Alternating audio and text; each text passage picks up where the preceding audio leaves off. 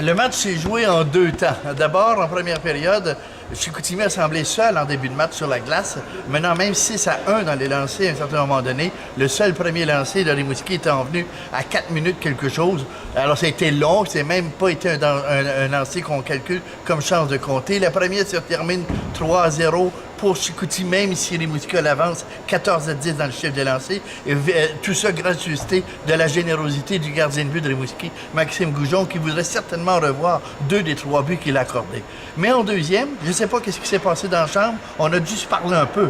Parce qu'en deuxième période, Rimouski était tout fin seul sur la glace, ceci sans manquer de respect à Chicoutimi. Quand tu mènes 19-7 dans les lancers, que tu remontes la côte 19, tout 3-3, et avec un peu de chance, ça aurait pu être 5-3, mais il y avait un gardien de but l'autre bord qui s'appelle François Lévesque qui voulait rien savoir. On pensait que Rimouski était sur la voie de la victoire. Mais non, un but, chanceux, pas chanceux, donné, pas donné. Enfin, 22 secondes après que c'était 3-3, on accorde le quatrième but, on rentre à la chambre. Ce but-là fait mal. Ça, c'est un des faits saillants. L'autre fait saillant, on commence le troisième. Nous avons le désavantage numérique après 46 secondes. On n'accorde pas de lancer. Immédiatement après, Rimouski se voit accorder un avantage de 2 hommes pendant 1 minute 20. Pendant l'avantage de 2 hommes, on était très, très menaçant. François Lévesque a fait les arrêts. Mais avec plus rien qu'un homme à faire, avec 40 secondes, aucun lancer. On ne réussit pas à menacer de l'autre côté. Et à la 11e minute de jeu, le Père Noël est revenu avec Maxime Goujon qui était transpercé, ses 2 jambières, par une rondelle qui vient de la ligne bleue.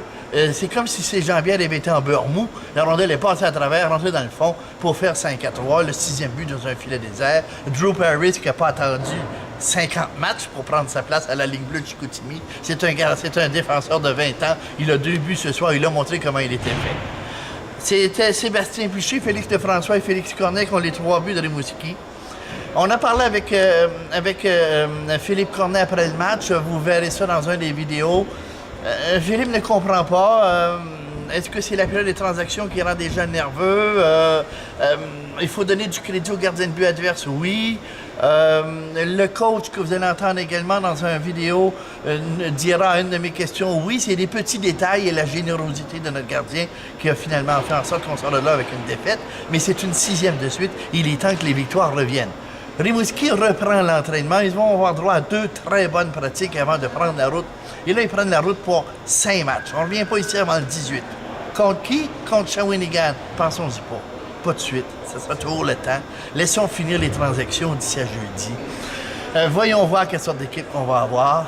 Voyons un peu comment est-ce que le retour de Patrice Cormier du championnat du monde, probablement de Cavana cette semaine, peut-être que ça va aider. Ah, puis la bonne nouvelle, Gleason Fournier n'est pas blessé, même si on ne l'a pas revu à partir du milieu de la première. Il était malade, il n'a pas été capable de finir le match. C'était son 100e, finalement, il n'a pas pu jouer, malheureusement. Mais enfin, tout ça pour vous dire qu'on a perdu 6-3, un match qui, à mon avis, on aurait dû gagner. Réal Jean Couture au Colisée de Rimouski.